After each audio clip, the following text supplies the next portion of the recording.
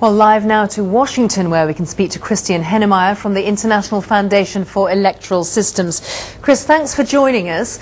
Can Barack Obama speak out more sharply about Africa's political failings, given his own roots?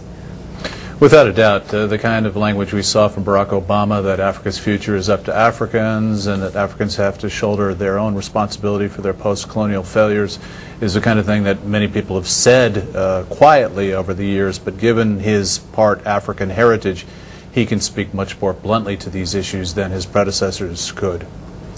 And what about his decision to go to Ghana? He speaks about Ghana, of course, as a model, but it's not that long ago that you could say Ghana was more of a borderline case. What has Ghana done? What success lessons can be applied elsewhere in Africa? Yeah, Ghana was a lot worse than a borderline case. I lived there in the late 1970s for 2 years, and at that time it was synonymous with corruption and decrepitude. You couldn't buy a can of Coca-Cola or a roll of toilet paper in Ghana for many years. One thing in particular changed it, and that thing was the former Ghanaian president and military coup leader Jerry John Rawlings, who ran the country for the better part of, I think, 16 or 17 years, and shook Ghana out of its malaise and handed it over to duly elected civilian governments. And we've now seen 3 successful civilian governments in place since Rawlings stepped down from power. So it's an interesting irony that a strong man had to straighten Ghana out.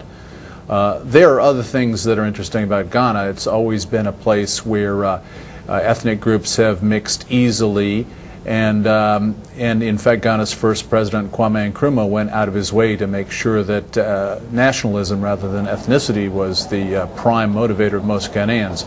But that doesn't mean Ghana's free from corruption, doesn't mean it's free from ethnic tension. In the 94 elections and elections since, there have been people killed in intertribal fighting.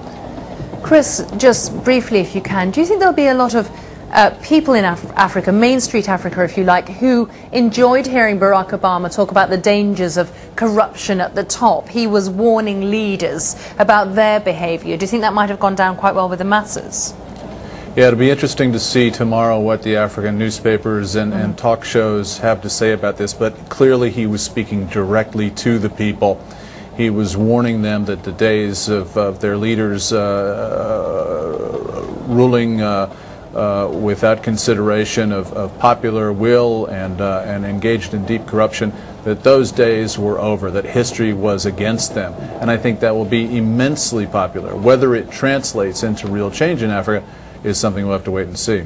Well, Chris Hennemeyer, thank you so much for your time from Washington. My pleasure.